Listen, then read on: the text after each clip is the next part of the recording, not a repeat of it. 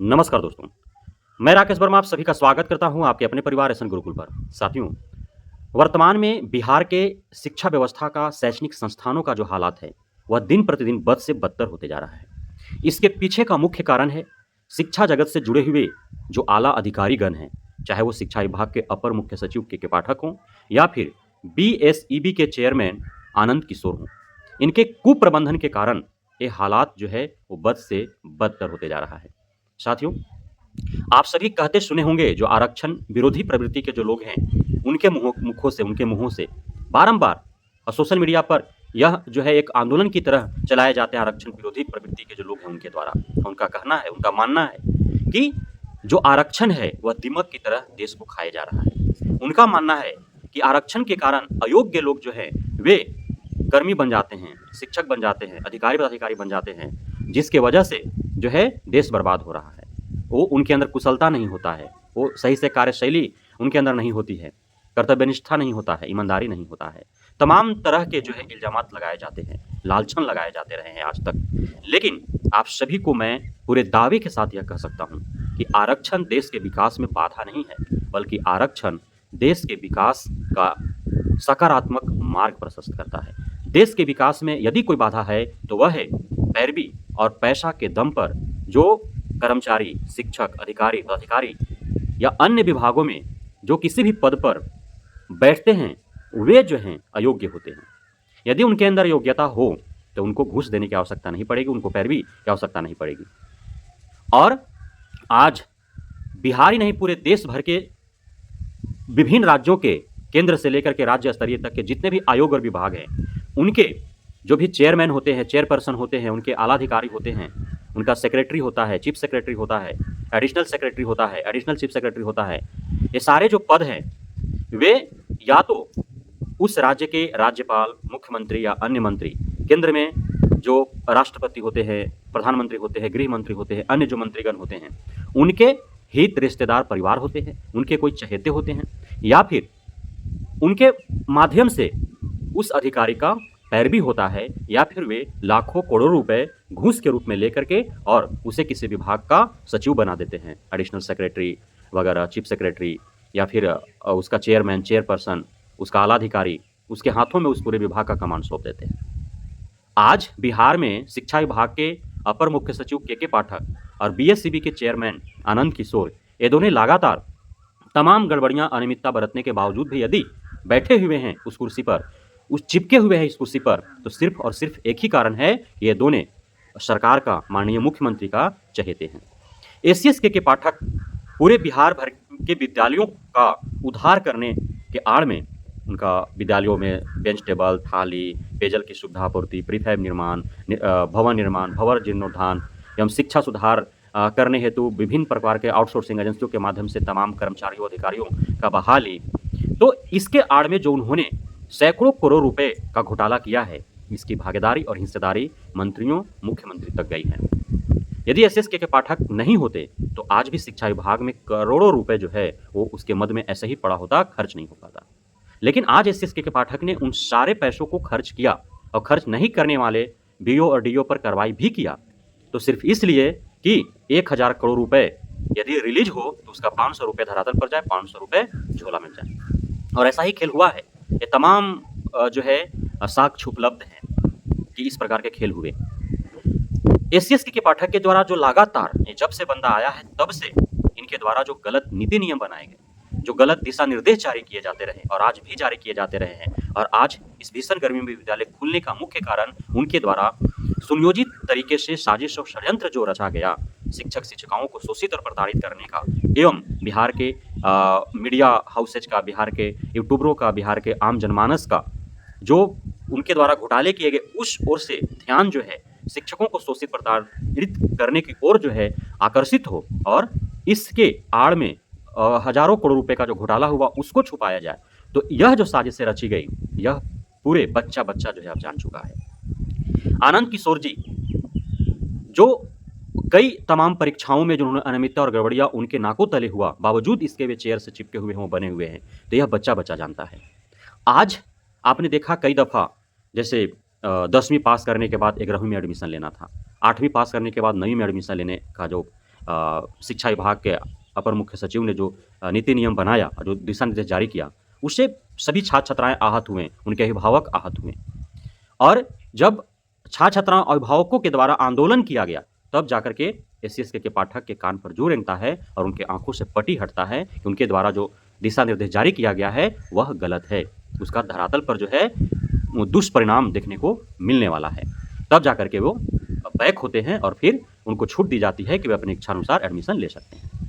मैंने आपको कई दफ़ा बताया है। और 11th में जो ऑलरेडी हैं, जिन्होंने 11th का एग्जाम दे दिया, उसको कॉलेज से एडमिशन कटवा करके और 12th में आसपास के विद्यालयों में एडमिशन कराने का जो दिशा निर्देश दिया गया था, यह तो एकदम सिरफिरे अधिकारी की भांति ऐसा कार्य जो है दर्शाता है, कार्यशैली दर्शाता है। फिर 11वीं-12वीं में पढ़ने वाले छात्र छात्राएं पटना जाकर के भाजपा कार्यालय को, राजद कार्यालय को, जदयू कार्यालय को, शिक्षा विभाग को, सीएमओ को घेराव करते हैं। तब जाकर के जो है सरकार और मंत्रालय के कानों पर जूं रखता है, उनकी आंखों से पट्टी हटता है कि एसएसके के पाठक ने गलत दिशा निर्देश जारी किया, जिसकी वजह से जिन्हें स्कूल में होना चाहिए था, जिन छात्र छात्राओं को, वे आज सड़कों पर हैं।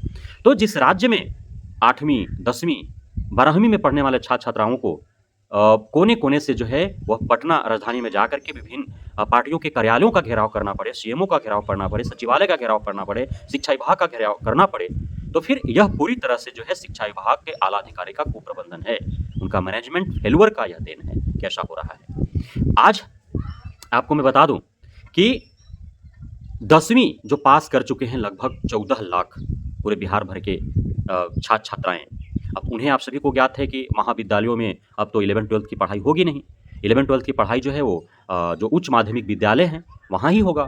10वीं से जो है विद्यालयों को उत्क्रमित करके 12वीं तक कर दिया गया है। तो पहली प्राथमिकता तो जो जिस विद्यालय में 10वीं का पढ़ाई किया वहाँ से पास आउट होने के बाद उसी विद्यालय में +2 में वो एडमिशन लेगा, या फिर उसको 12वीं जो है कहीं अन्य जगहों से करना है, दूसरे कॉलेजेस से करना है, दूसरी यूनिवर्सिटी से करना है, कहीं दूसरे राज्य से करना है, तो वहाँ से वो सीएलसी लेकर के जा सकता है। या फिर 10वीं के बाद वो इंटरमीडिएट करने के बजाय वो पॉलिटेक्निक करता है, एएनएम जीएनएम करता है, वो आईटीआई करता है, अन्य कोई टेक्निकल प्रोफेशनल कोर्सेज वो करने के लिए जाता है, तो फिर उसको सीएलसी लेना होगा। लेकिन सामान्य 12वीं उसको आर्ट्स साइंस कॉमर्स से करना है तो उसी विद्यालय में एडमिशन लेगा। हालांकि एडमिशन के लिए ऑनलाइन प्रक्रियाएं चल रही है।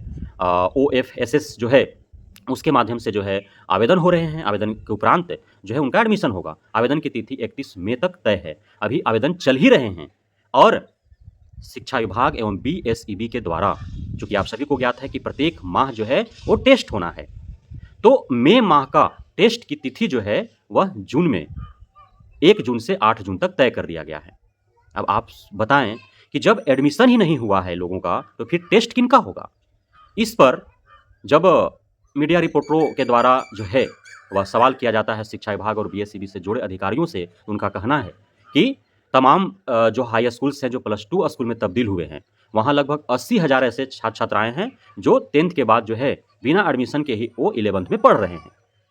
तो उन 80,000 को जो है मासिक टेस्ट लिया जाएगा मई का। अब आप समझिए 13,79,000 80,000 जो हैं पूरे 10वीं पास करके और 11th में एडमिशन लेने वाले हैं।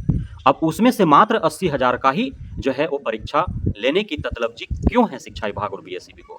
अन्य 13 लाख का फिर टेस्ट कैसे होगा मई माह का? और उनका तो 1 माह का पढ़ाई गौन कर दिया गया, क्योंकि अब 11वीं का एग्जाम तो उनका हर हाल में फरवरी मार्च में हो जाएगा। अब अप्रैल 1 माह चला गया, मई 1 माह चला गया, 2 माह ऑलरेडी चला गया, तो 12 माह में 10 माह ही वो पढ़ेंगे और उसके बाद वो एग्जाम देंगे। तो आखिर सुधार क्या हुआ शिक्षा में? क्या सुधार हुआ? पहले भी ऐसा ही होता था, आज भी ऐसे ही हो रहा है, बल्कि पहले से और बदतर स्थिति में। पहले तो स्वतंत्रता थी छात्र छात्राओं का कि 10वां पास किया, टीसी लिया, मार्कशीट लिया, वो अपने इच्छा अनुसार जहां उसको जाना है वहां जाकर के एडमिशन ले रहा है, पढ़ रहा है। आज क्या है? आज तो स्वतंत्रता छीन ली गई। आज वो स्वतंत्रता छीन ली गई छात्र छात्राओं को। नहीं, आपको उसी विद्यालय पढ़ना है। तो क्या अभी +2 हाई स्कूल जितने भी है बिहार भर में, क्या वहां पे मूलभूत सुविधाएं उपलब्ध हो गई?